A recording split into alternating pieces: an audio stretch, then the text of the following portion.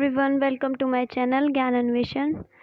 आज हम बहुत ही इम्पोर्टेंट टॉपिक के बारे में डिस्कस करने वाले हैं। इम्पोर्टेंट है और लेटेस्ट भी है, सो प्लीज़ वीडियो को एंड तक ज़रूर देखें। मैंने कोशिश की है इसको इजी लैंग्वेज में समझाने की और ये एक समराइज्ड फॉर्म है।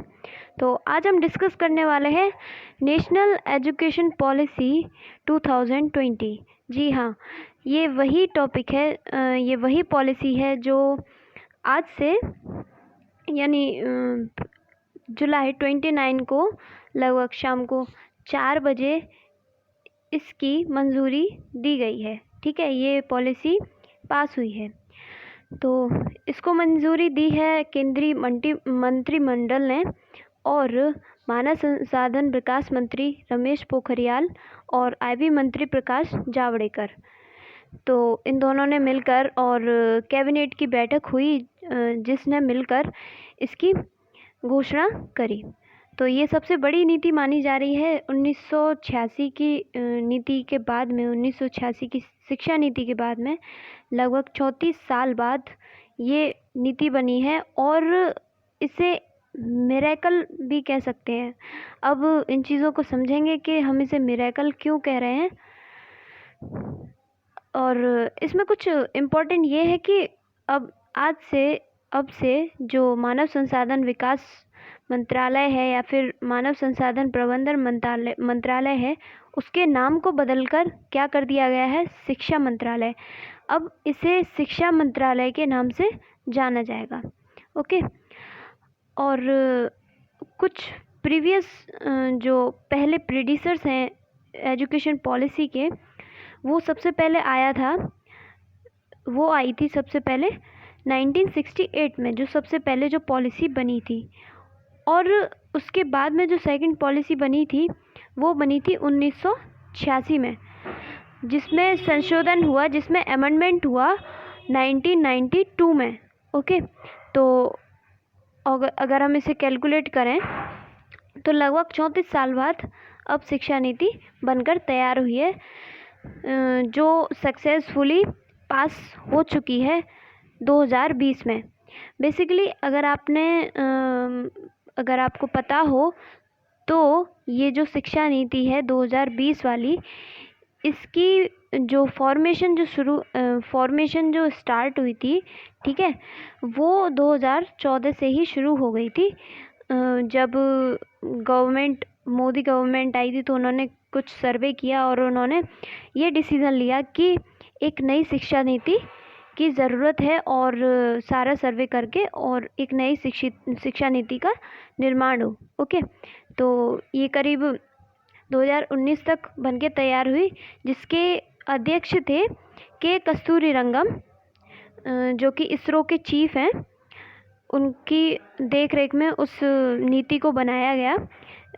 NPE 2019 का जो ड्राफ्ट था, तो ये उसी पे बेस्ड है, मतलब ये वही नेशनल एजुकेशन पॉलिसी है।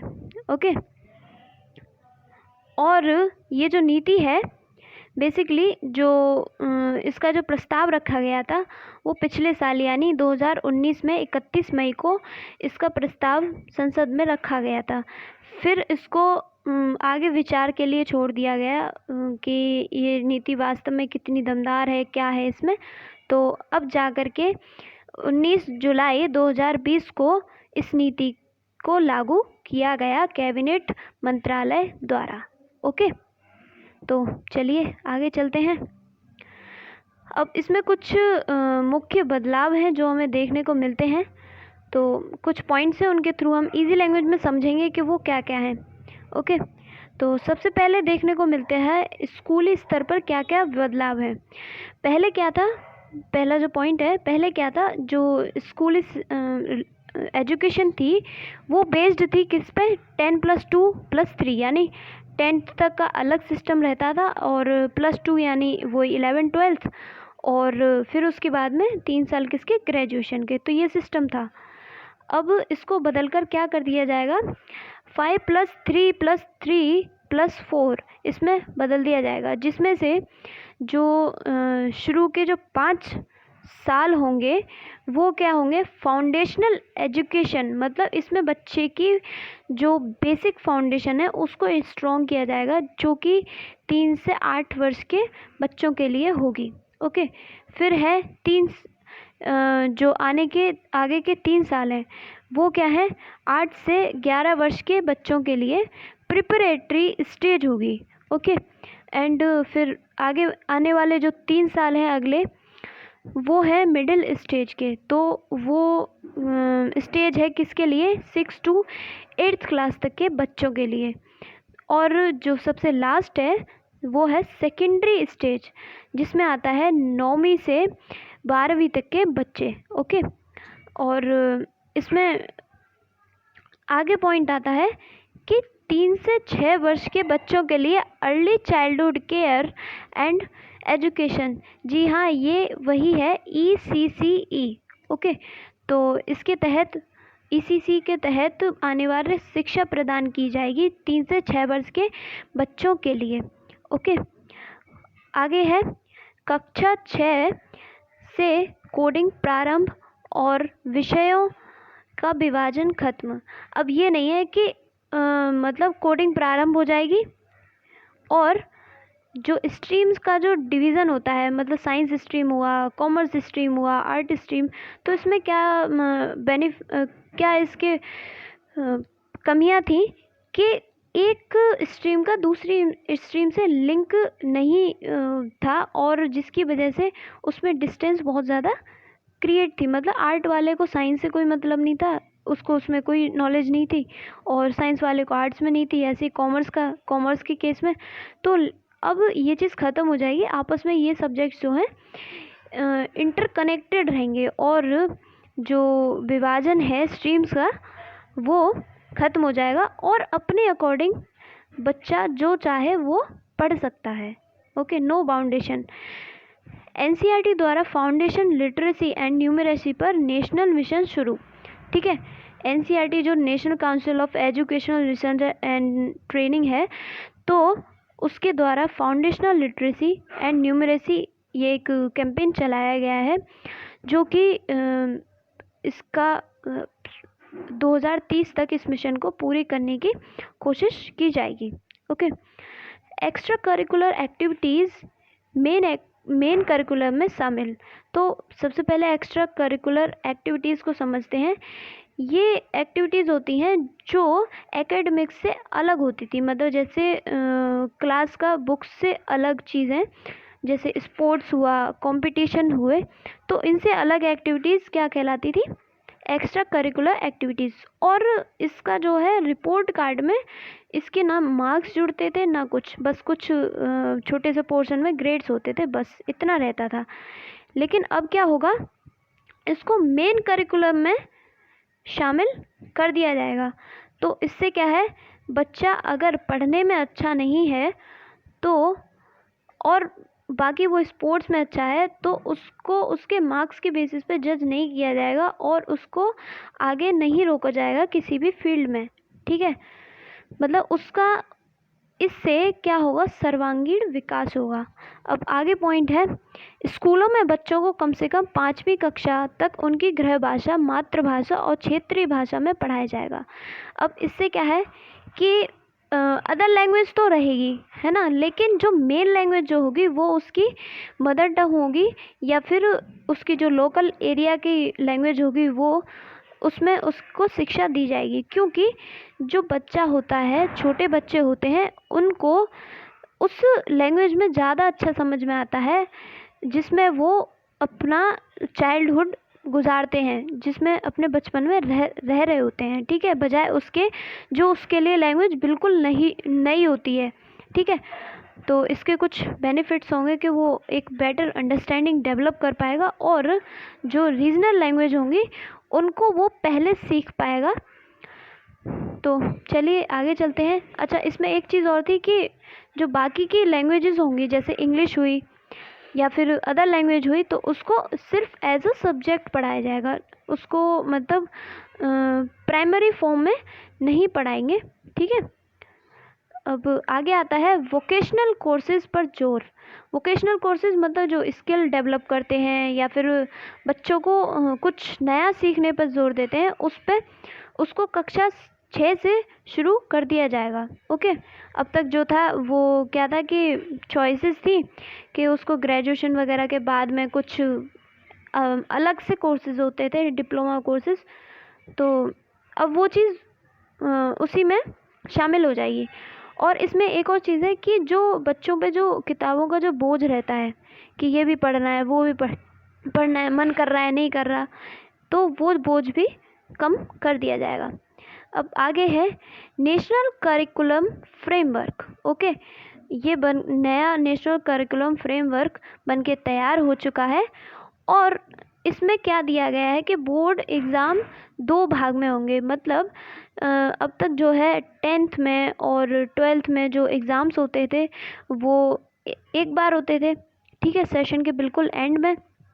लेकिन अब ये जो है वो साल में 2 बार होंगे और 9 से 12वीं तक के, मतलब इन 4 सालों को 8 भाग में यानी 8 सेमेस्टर में डिवाइड कर दिया जाएगा और 10वीं की बोर्ड परीक्षाएं समाप्त हो जाएंगी। ओके, अंकों के आधार पर विषयों के चुनाव की बाध्यता खत्म। अब तक क्या होता आया है कि अगर किसी के 70% हैं या फिर 60% हैं तो उसको ही क्या मिलेगा, साइंस स्ट्रीम मिलेगा, उसी को हायर स्ट्रीम मिलेगा। और अगर इससे कम है तो क्या मिलेगा, कॉमर्स मिलेगा या फिर आर्ट्स मिलेगा। तो ये चीज़ ख़त्म हो जाएगी। अगर किन्हीं रीजन्स की वजह से उसके मार्क्स कम रह गए हैं तो उसको कोई भी बाध्य नहीं कर सकता है कि उसे साइंस लेना है या आर्ट्स लेना है या कॉमर्स लेना है या कोई अदर स्ट्रीम लेना है, ठीक है। तो मार्क्स के बेसिस पे ये जो जजमेंट है वो ख़त्म हो जाएगी। तो आगे आता है इसमें रिपोर्ट कार्ड में लाइफ स्किल्स शामिल, ठीक है, और 360 डिग्री रिपोर्ट कार्ड होगा उसका। मतलब उसने अपने लाइफ में, उसने अपने जीवन में जो जो चीज़ें सीखी हैं, चाहे वो कुकिंग में अच्छा हो, चाहे वो स्पोर्ट्स में अच्छा हो, और अदर एक्टिविटीज़ में जैसे डांस एक्टिविटीज़ हुई, या फिर वो अपने एकेडमिक्स में अच्छा हो, तो वो चीज़ें पूरी शामिल हो जाएगी। मतलब 360 डिग्री पूरा सर्वांगीण उसके विकास को उसमें शामिल किया जाएगा कि उस बच्चे ने किस फील्ड में कितना कितना सीखा और वो किस किस में कितना अच्छा कर सकता है। ओके, एक रेगुलेटरी बोर्ड होगा। मतलब ये कि अब जो है स्टेट बोर्ड ख़त्म हो जाएंगे और जितने भी सेंटर बोर्ड है वो भी सिर्फ एक ही रेगुलेटरी बोर्ड होगा जो सारे बोर्ड परीक्षाओं को, सारी कक्षाओं को, सारी स्टेट की, उनको रेगुलेट करेगा। और जो एग्ज़ाम्स हैं वो किस फॉर्म में होंगे, ऑब्जेक्टिव और रिटन दोनों फॉर्म में। अब इसमें एक और इम्पॉर्टेंट पॉइंट ये है कि जो एग्ज़ाम्स हैं वो बच्चा 2 लैंग्वेज में दे सकता है। वो उसके ऊपर उसकी चॉइस होगी कि वो कौन सी लैंग्वेज चूज़ कर रहा है एग्ज़ाम देने की। ओके, तो ये काफ़ी अच्छी बात है। साल 2030 तक हर बच्चे के लिए शिक्षा सुनिश्चित। तो इसमें थोड़ा सा मिस्टेक हो गया है, सुनिश्चित इसको आप सही कर लेना। ओके, तो ये एक लक्ष्य बनाया गया है कि साल 2030 तक हर बच्चे के लिए शिक्षा को क्या कर दिया जाएगा, सुनिश्चित कर दिया जाएगा। मतलब अनिवार्य रूप से उसको शिक्षा प्रदान करने के लिए। अब आगे आता है एनरोलमेंट को बढ़ाना। मतलब ये जो बच्चों के इंटरेस्ट कम होने की वजह से या फिर अदर रीजंस की वजह से बच्चे जो ड्रॉप आउट की स्थिति आ जाती है, चाहे उसकी फाइनेंशियल कंडीशन हो या फिर कुछ भी हो, तो वो चीज़ अब नहीं होगी और एनरोलमेंट को बढ़ाने की कोशिश की जाएगी और बच्चों को, ज़्यादा से ज़्यादा बच्चों को विद्यालय में शामिल किया जाएगा। सतत व समान शिक्षा यानी inclusive and equal education for all. Okay, तो सतत मतलब सभी बच्चे एक साथ पढ़ेंगे, नो डिस्क्रिमिनेशन। हालांकि ये काफ़ी टाइम से चल रहा है लेकिन इसको और बेहतर करने की कोशिश की जाएगी। प्रायोगिक शिक्षा पर जोर, जी हाँ बिल्कुल। और अभी तक क्या देखा गया है, जितने भी जूनियर क्लासेस होते हैं या फिर इवन जितने भी 10th लेवल तक के क्लासेस, 12th लेवल तक के, तो कई जगह रिसर्च पे और उस पर इतना ध्यान नहीं दिया जाता है। किस पे ध्यान देते हैं? रोट लर्निंग पे। उसमें क्या होता है, ना तो इतना इंटरेस्ट डेवलप हो पाता और ना ही बच्चा सीख पाता। लेकिन अब ऐसा नहीं होगा, रिसर्च पर जोर ज़्यादा दिया जाएगा बजाय किसके? रोट लर्निंग के, जिससे एक जो उसके जो रियल फॉर्मेशन है उसको समझने में हेल्प मिलेगी। ओके, अब आगे आता है उच्च शिक्षा में बदलाव। अभी हमने डिस्कस किया स्कूल एजुकेशन का, अब हम हायर एजुकेशन में जो चेंजेस हमें देखने को मिलेंगे उनको डिस्कस करेंगे। ओके, उच्च शिक्षा में मल्टीपल एंट्री और एग्जिट का विकल्प, मतलब ये कि अगर कोई भी मान लीजिए एक से ज़्यादा डिग्री करना चाहता है तो वो कर सकता है, और उसको एग्ज़िट करने पर उसकी जो डिग्री है वो मतलब इनवैलिड नहीं होगी। अब तक क्या था कि अगर मान लो किसी की ग्रेजुएशन हो या पोस्ट ग्रेजुएशन हो, वो किन्हीं कारणों की वजह से या फिर वो खुद ही उसको ड्रॉप आउट कर देता है, तो क्या होता था कि वो उसकी कैंसिल आउट हो जाती थी। अगर वो फर्दर फ्यूचर में करना चाहे तो उसको नए स्तर से उसकी शुरुआत करनी पड़ती थी। लेकिन अब ऐसा नहीं होगा। अब अगर वो उसको ड्रॉप करना चाहता है, मान लीजिए उसने 1 साल की करी, तो उसको 1 ईयर का क्या मिल जाएगा? सर्टिफिकेट मिल जाएगा। एंड अगर उसने 2 साल की ग्रेजुएशन करी है तो उसको क्या मिल जाएगा? डिप्लोमा का सर्टिफिकेट मिल जाएगा एंड 3 की डिग्री मिल जाएगी। ओके, और उसके चॉइसेस रहेंगे कि वो आगे उसको कंटिन्यू कर सकता है बिना किसी रुकावट के। ओके, तो चलिए आगे चलते हैं। और जितने भी ग्रेजुएशन कोर्सेज होंगे या फिर पोस्ट ग्रेजुएशन कोर्सेज होंगे उनमें संस्कृत लैंग्वेज को इंक्लूड किया जाएगा, क्योंकि ये जो हमारी लैंग्वेज है Sanskrit language, it is the मतलब ये एक सभी भाषाओं की जननी कही जाती है, और इसी कारण इसको इंक्लूड करने का फैसला किया गया है। ठीक है, अब तक क्या था कि संस्कृत जो थी वो सिर्फ एज ए सब्जेक्ट पढ़ी जा रही थी, और वो भी बहुत ही कम पढ़ते थे, लेकिन अब यह है कि सभी को सीखने का मौका मिलेगा। ओके, अब आगे है अंग्रेजी और हिंदी के अलावा क्षेत्रीय भाषा में भी ई कंटेंट होगा। ठीक है, ई कंटेंट मतलब जितना भी ई कंटेंट होता है, जितने भी हम फ़ोन वगैरह के थ्रू गूगल पे जितना भी हम पढ़ते हैं, ठीक है, तो वो इंग्लिश और हिंदी के अलावा अदर लैंग्वेजेस में भी होगा। ओके, आगे है इसमें 5 साल का कोर्स वालों को एमफिल में छूट। ठीक है, जो 5 साल के कोर्सेज होंगे उनको एमफिल करने में छूट होगी। और आगे है सभी विद्यालयों के लिए एक ही प्रवेश परीक्षा। अब ये नहीं है कि अलग अलग कॉलेजेस के लिए अलग अलग एंट्रेंस एग्ज़ाम देनी होगी। अब सिर्फ जो है एक ही एंट्रेंस एग्ज़ाम देनी होगी किसी एक स्ट्रीम के लिए। मान लीजिए अगर कोई ग्रेजुएशन साइंस स्ट्रीम से करना चाहता है तो उसको एक ही एग्ज़ाम देना होगा, और काउंसलिंग वगैरह के थ्रू उसको विद्यालयों का आवंटन किया जाएगा। ठीक है, और इसकी जो रेगुलेटरी बॉडी होगी वो होगी NTA, जो कि नीति आयोग की एक बॉडी है, उसके द्वारा इसको क्या किया जाएगा? रेगुलेट किया जाएगा। अब आगे है इसमें हायर एजुकेशन के लिए एक ही रेगुलेटरी बोर्ड। ओके, मतलब अब तक क्या था कि जो नॉर्मल जो ग्रेजुएशन कोर्सेज थे उसको UGC रेगुलेट करता था, एंड जो टेक्निकल और अदर जो कोर्सेज थे उनको कौन रेगुलेट करता था? AIECTE। तो इन दोनों को मिलाकर एक रेगुलेटरी बॉडी बनाई जाएगी जो हायर एजुकेशन को रेगुलेट करेगी। अब इसमें एक एक्सेप्शन है, जितने भी मेडिकल एजुकेशन होगी, लीगल गवर्नमेंट हो या प्राइवेट हो, उनको इंक्लूड नहीं किया गया है क्योंकि वो एक अलग फील्ड हो जाता है। ओके, अब आगे चलते हैं। सरकारी व प्राइवेट शिक्षा मानक समान। ठीक है, तो ये समझ में आ गया होगा। And national research foundation NRF की होगी स्थापना। तो रिसर्च पर यहाँ जोर दिया गया है, और NRF की जो है फाउंडेशन होगी। ठीक है, शिक्षा में तकनीकी को बढ़ावा। अब जो एजुकेशन है, अब टेक्नोलॉजी का इतना मतलब हमारे PM भी कहते हैं डिजिटल इंडिया, डिजिटल इंडिया। और it is necessary in present time. Okay, so शिक्षा में तकनीकी को इसी कारण बढ़ावा दिया जाएगा। ओके, और आगे आता है दिव्यांगों के लिए शिक्षा में बदलाव होंगे कुछ मुख्य।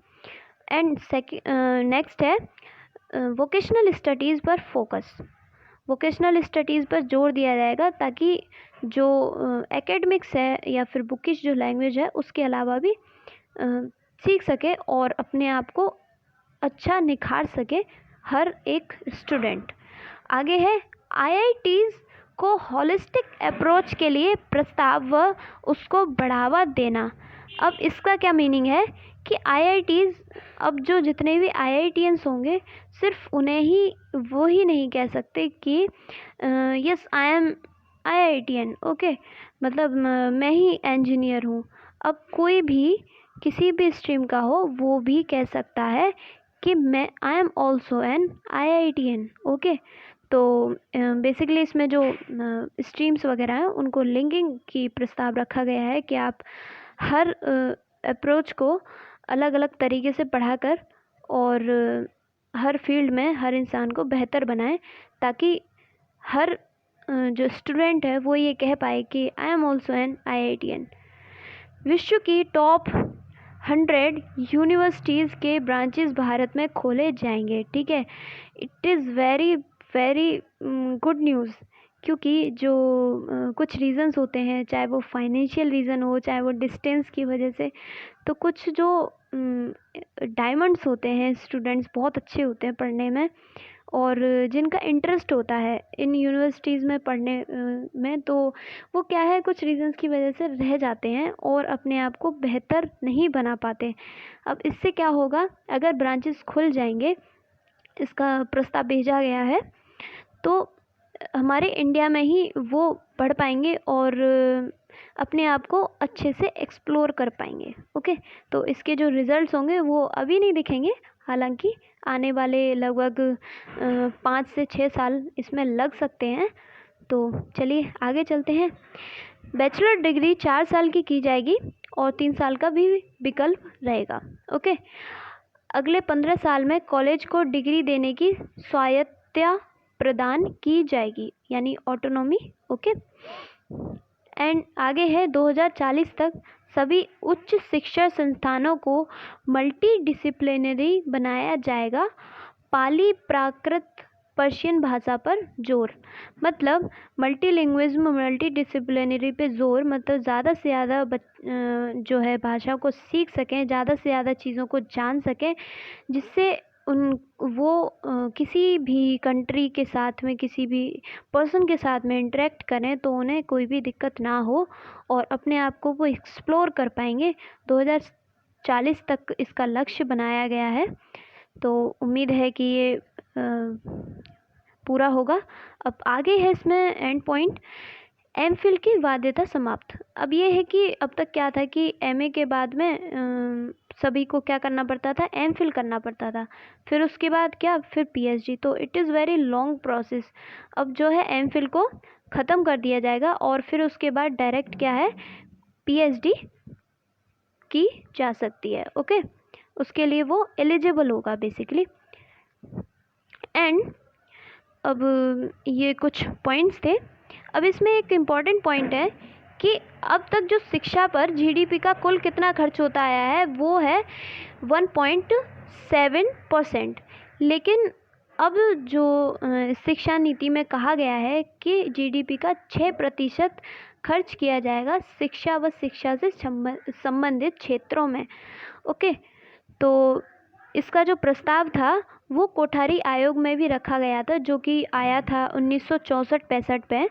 जो कोठारी कमीशन के प्रोफेसर यशपाल जो थे, उन्होंने कोठारी आयोग मतलब उन्होंने, उनकी जो कमेटी थी, उन्होंने इसमें प्रस्ताव रखा था कि अगर आपको भारत को एक नए स्तर तक पहुंचाना है और शिक्षा को और बेहतर बनाना है और भारत को ग्रो करना है, तो आपको कम से कम 6 से 7% जीडीपी का खर्च करना पड़ेगा शिक्षा पे। लेकिन इस पे जो है विचार चला एनपी जो थी 1968 जो थी उसमें भी, और फर्दर फिर 1986 में भी, और तब से कई चेंजेस होने की कोशिश की तो है, लेकिन इसको लागू नहीं किया गया। और अब 2020 की जो शिक्षा नीति है इसमें ये चीज़ लागू कर दी गई है। तो इससे ये है कि मतलब जो है शिक्षा के क्षेत्र में ज़्यादा से ज़्यादा खर्च होगा, और जो वंचित रह जाते हैं शिक्षा से उनको हेल्प मिलेगी, और काफ़ी चीज़ें हैं, पॉजिटिव रिजल्ट्स देखने को मिलेंगे अगर 6% जीडीपी का शिक्षा के क्षेत्र में शिक्षा पर खर्च होता है तो। ओके, इस वीडियो में इतना ही था। अगर आप डिटेल एनालिसिस चाहते हैं इसका एनपीई 2020 का, तो उसको पार्ट्स में डिवाइड करके मैं कुछ सीरीज़ अपलोड करूँगी। So please keep supporting. Okay, thank you for watching. If you like this video then please like, comment, share and subscribe my YouTube channel. Okay, thank you.